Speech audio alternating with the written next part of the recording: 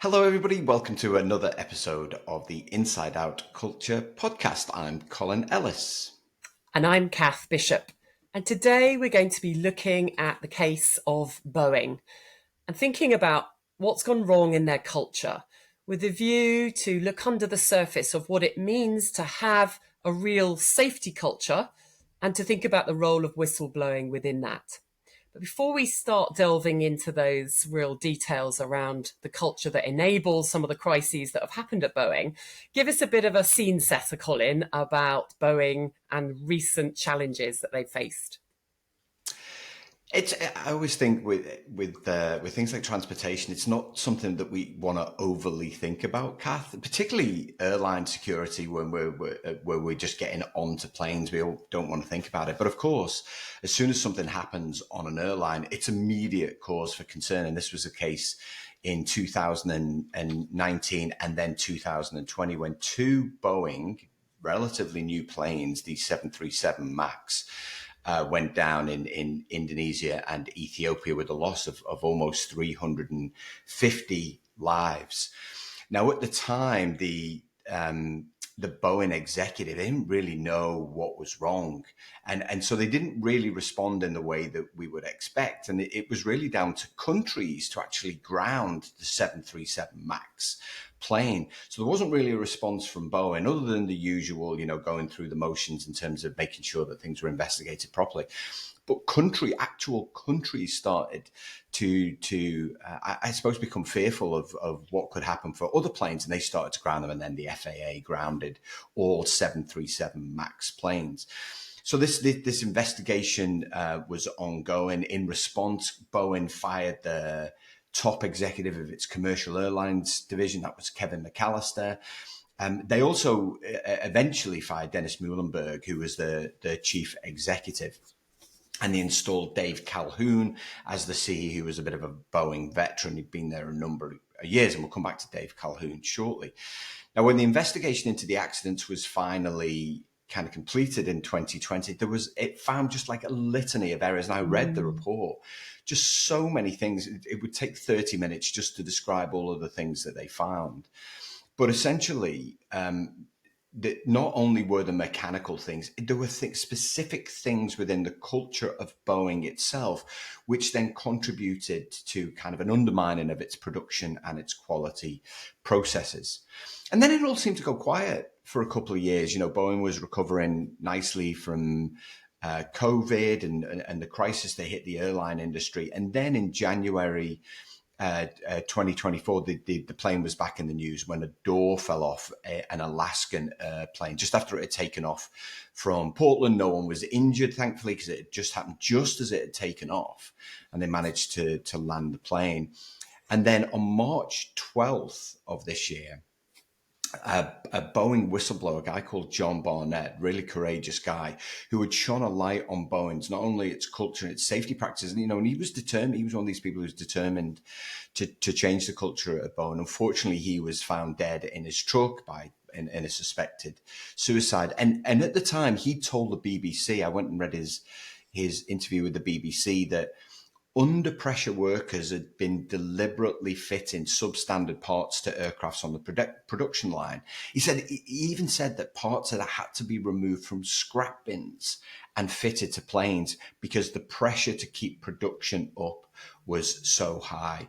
And he said, I raised all of these issues to managers. He said, but nothing was ever done. And in a I suppose, a tragically ironic twist, on the same day that he was found dead, a LATAM Airlines flight from Sydney to Auckland went into a steep dive when someone accidentally flicked a switch, just a flick to switch. And this is LATAM Airlines flight 800, causing the plane to dive sharply, and 50 people were injured.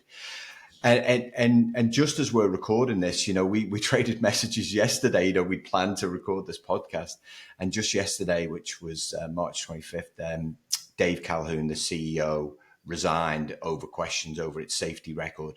Now, coming back to Boeing's purpose is to protect, connect, and explore our world and beyond. And I think all of that is now in question based on its recent safety history. So it's quite a complex set of events, but there are several themes running through these, and there are quite a lot of decisions taken by leaders consistently over a period of time that have meant the underlying issues have not been addressed. Now, there have been some very clear pressures on them that I think have enabled them to take that eye off safety culture. And the thing about safety culture, it's actually pretty simple. It has to be the top priority.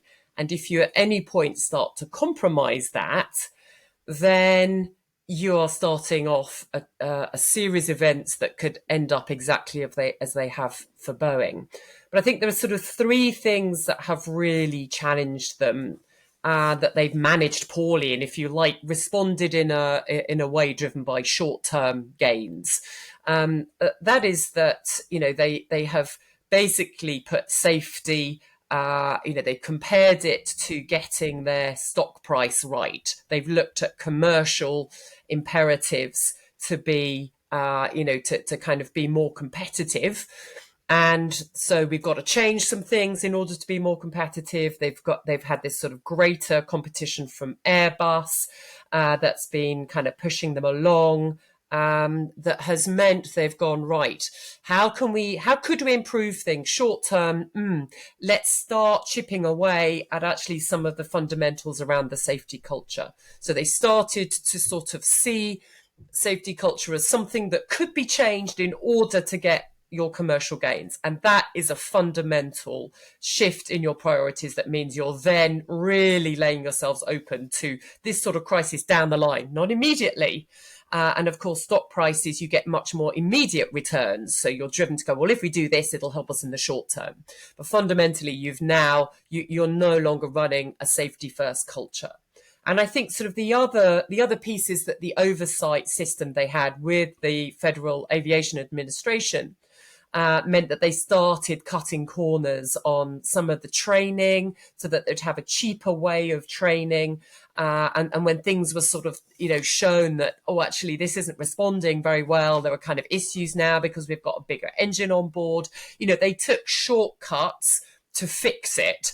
That meant as soon as you get any kind of emergency situation now, yet you just don't have the contingencies and the backup to deal with it.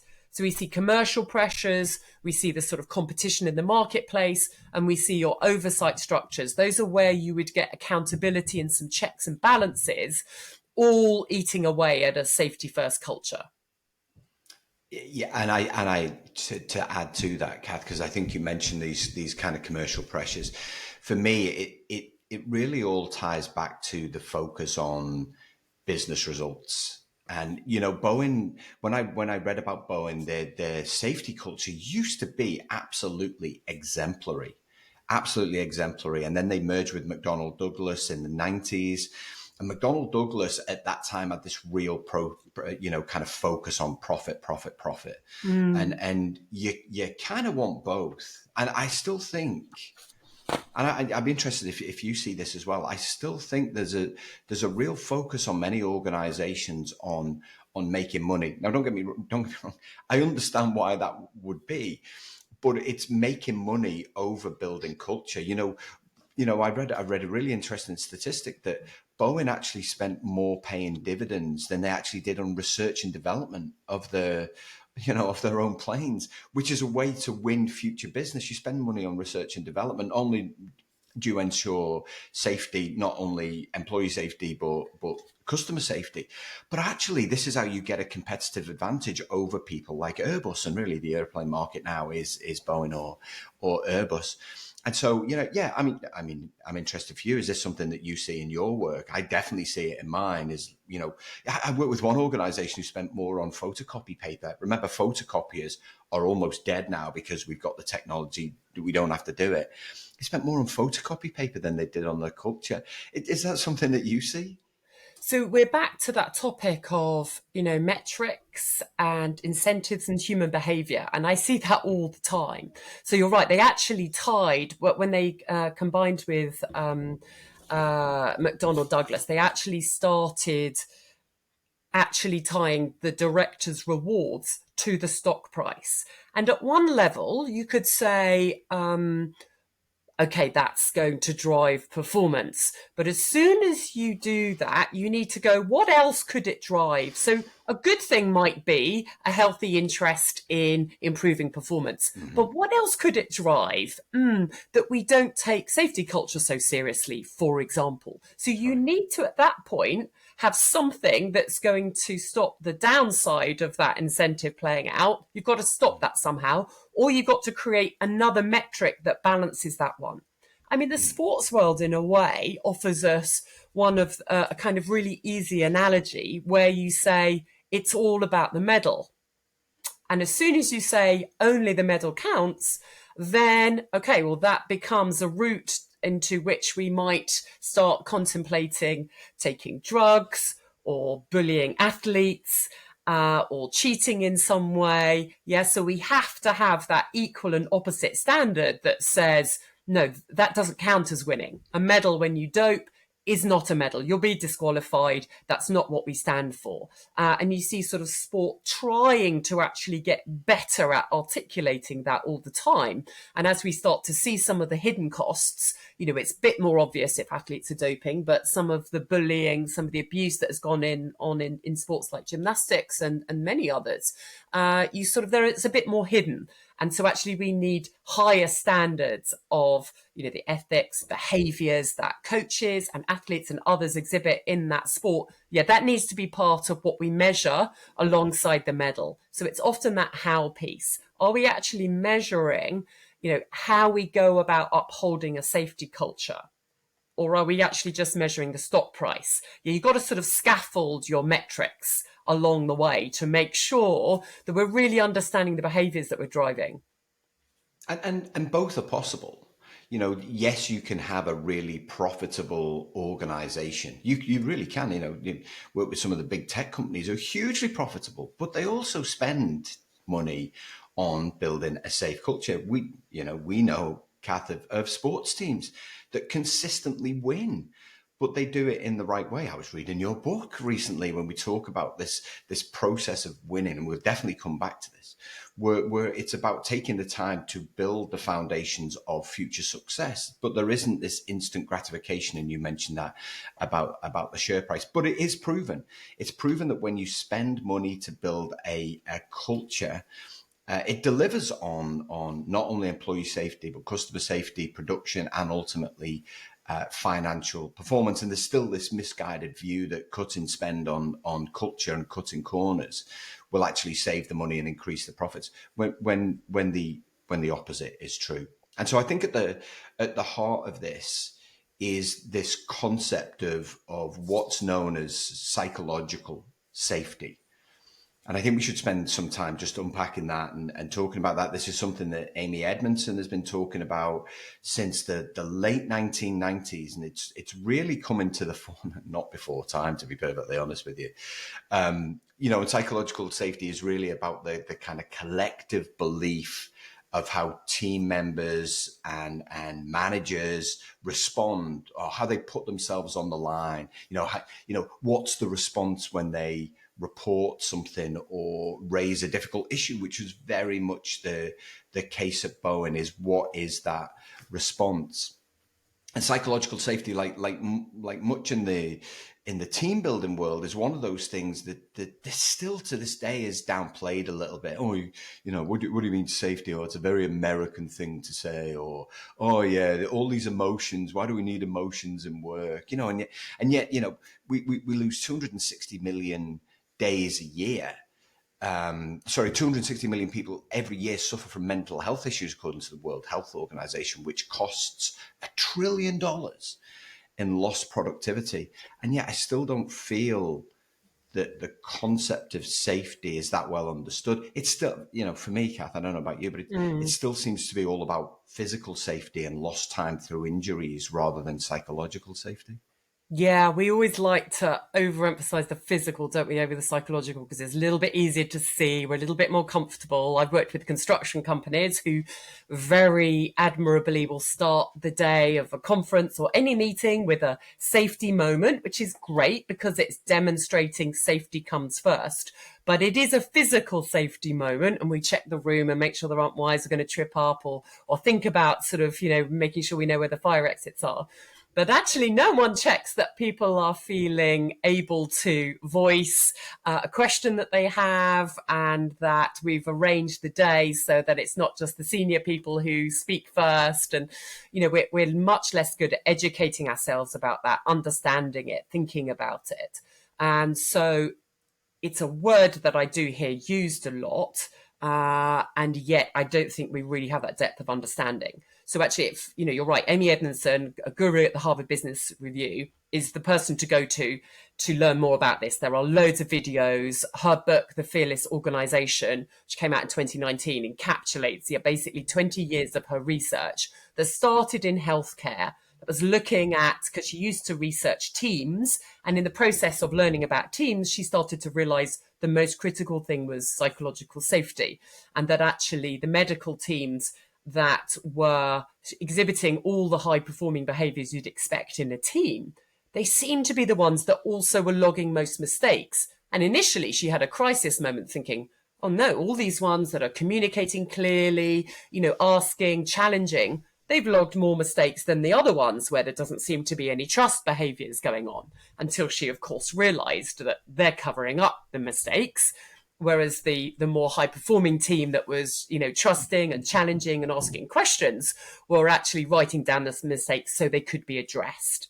And so often healthcare is seen as one of the worst areas culturally for doing this. And we have a whole list of healthcare crises across the UK that demonstrate this.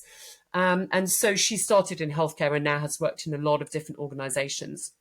She has a brilliant website, which I would also recommend. We'll put it on the action sheet, www.fearlessorganization.com. And there she talks about some of the behaviors that you can start to look for. So her company also offers like a behavioral metric. You can measure this stuff. You can start to look and see within your team, do people speak up and challenge within a meeting? What happens? What's the experience? Do people listen, or do they sort of try and cover it up or be very defensive?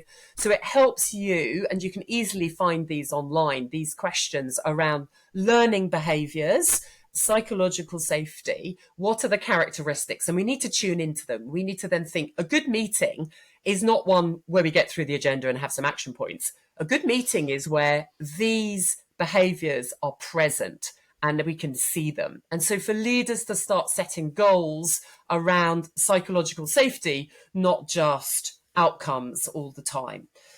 So it's a huge area that is really important to kind of look at. There's another brilliant survey that was done, or big research experiment that was done in 2012 now by Google. And they wanted to see what is it that's most critical to a high performing team. It's called Project Aristotle. If you look it up, there are loads of articles. And of course, they looked across all of these techie teams, looking at skills, looking at all sorts of different elements. But the thing that was characteristic to their highest performing teams was psychological safety. So we want people to get educated about this. There's so much information now that should make it easier, but it means we have to shift to more behavioral metrics, to thinking about the experience that people are having, not just pure outcome metrics and numbers. Yeah, what organisations don't want is to appear in the media with staff talking about there's a culture of fear, which is exactly what happened to the Nursing and Midwifery Council. This year it happened at Sellafield nuclear power plant in Cumbria in the UK. Last year, this culture of fear. And one of the things that organisations can do to really, I suppose, start to bring these issues to light is have some form of whistleblowing policy. An opportunity for staff to anonymously raise issues if they don't believe that they're able to do that in their normal line of work. And let's face it, certainly for me as an employee for 30 years, I've worked in these unsafe environments. We never used, when I started work in the mid 1980s, we never used to talk about psychological safety. But what I would say is you always knew when it wasn't there. It wasn't called that, but you always knew when it wasn't there. You were afraid to talk to your boss. You couldn't raise issues. There was a finger pointing policy. I have this thing called, worst organizations use blame throwers. People who just toss blame left, right, and center. And so I think having some form of anonymous feedback process or a whistleblowing policy is crucially important, because you want to be able to bring these things to light. What you don't want is people full of anxiety, full of stress, people who are potentially being bullied and harassed, or worse, who see this kind of behavior and have no mechanism to actually raise it to management in a way that meaningful action will actually take place on it. And so I think, for me, that whistleblowing policy is crucially important to unearth some of these issues. I completely agree. Whistleblowers are your friend. They are crucial to the health of your company. And so we really want listeners to think about actually what exists in your company. Often it's seen as an HR policy as something that maybe we don't even know what it is, let alone understand what happens to anybody who actually becomes a whistleblower or who feeds into an internal hotline, whatever it might be that your company organizes. So we really want people to sort of start understanding that. Think about what happens to whistleblowers. What happened to John Barnett, the hostile response that had led him to have post-traumatic stress disorder, anxiety attacks, and the sad end for his life. That just shows the human cost to him and his family, and then the huge reputational, financial, existential cost now to Boeing of not having a really valid whistleblowing policy. So there are links that whistleblowing, good whistleblowing culture, good processes that are taken seriously are linked to business profits in anything other than the short term. But those who are acting are absolutely crucial. And we've seen it, whether it is at Enron, VW, Lehman Brothers, financial crisis. There are a lot of situations where whistleblowing is a factor that finally uncovers years and years of problems. We need to not have a goal that says we don't want any reports. So I've seen that as well. And it's well intentioned, but a leader says, a leadership team are saying, so our aim is to have no internal reports, to have no whistleblowers. No, we don't want that as a goal, because otherwise you're incentivizing others to push those reports, to not admit to them, to make them go away in somewhere, and then we don't find out about the issues that they could be uncovering. So again, sometimes it's that misguided sense, well-intentioned but poorly executed metrics without thinking, what's the behavior we want? We actually want to make sure it is possible and perfectly, accessible to whistleblow. We need to show that we respond to every report. And this, again, it's not an HR issue. It's a leadership team issue. It's something that every chief executive is ultimately accountable for. And there needs to be no retaliation for anyone who takes part. That is an absolute minimum. Yeah, one of the things that Netflix have worked hard at, and Netflix, I've got to listen, no culture in the world is perfect. No one has 100% engagement from all of it. So I'm always worried when people say, oh, we have 100% engagement. I'm like, oh, do you? There's always somebody somewhere who's unhappy.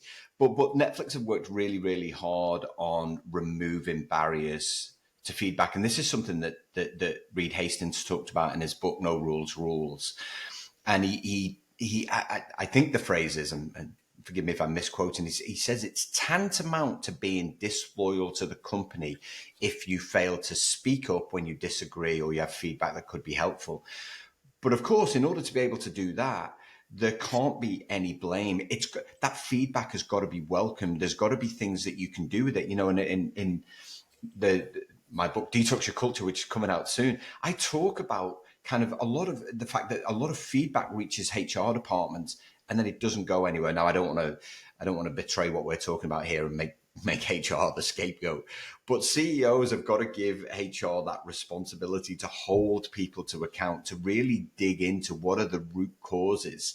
And I think sometimes, I spoke to a guy once and he said, oh, whistleblowers, isn't that just dobbing in on your mates? I was like, well, if those mates are bullying, harassing, all these kind of things, yeah, it is. And that's absolutely what we want. It is, as Kath said, it's this really important role. But the feedback has got to go somewhere. It's got to be useful. And this is where boards of directors have also got to take an interest in this. One of the biggest issues with Boeing is that, there's been kind of 80% of the turnover on the Boeing board since 2019. It's been like deck chairs Right, on the gosh, Titanic, that's really mad, isn't it? Gosh, Yeah. we are so in sync, Colin, because you're referring to the No Rules Rules book by the CEO of Netflix. And I have just finished reading Patty McCord's book, Powerful, Building a Culture of Freedom and Responsibility. I've even got it next to me, who was his sort of right-hand woman and the head of HR, head of, or people, whatever the name was. So, yeah, I've been reading about it as well, because they do some really disruptive things in order to think, actually, what are we incentivizing here? They ask that question. What are we going, what are our policies? Do we need them? What sort of behavior are they actually going to create, and go beyond the intentions to think about the impact? Right, it's Yeah. time to get to some practical takeaways from thinking about Boeing, safety culture, and whistleblowing. So, as always, we're going to have an action, something for you to do, something for you to get curious about, and something for you to uncover. So, what's our action? Well, I think what we want people to do is to really know what your whistleblowing policy is. We finished on that there, Kath, but I think it's really important that people educate their teams, educate their colleagues, find out what it's like to be a whistleblower within your organization. What really happens, and then what really happens with the information that you provide. Great. And get curious. The question to think about is, where could safety go wrong? Think psychological as well as physical safety in your organization. Where are there some corners that maybe, are being cut? Where could safety still go wrong? And that's then going to lead us on to our uncover. Yeah, I think to uncover is where's the culture being compromised to hit business targets or deadlines? You're one of those organizations that's trying to do more with less. What are you undermining within the way that you do things in order to hit something, and potentially creating the kind of problems that we've seen for Boeing and other companies? Great. So our takeaways are: make sure you go, find out your whistleblowing policy, read it, educate others around you, find out what actually happens in reality, find someone who's used it if possible. Get curious about where could safety go wrong in your organization, and uncover where corners are being cut in order to hit some short-term business targets. Fantastic. Great conversation as ever, Kath. Looking forward to the next episode. Thanks. Cheers, Colin.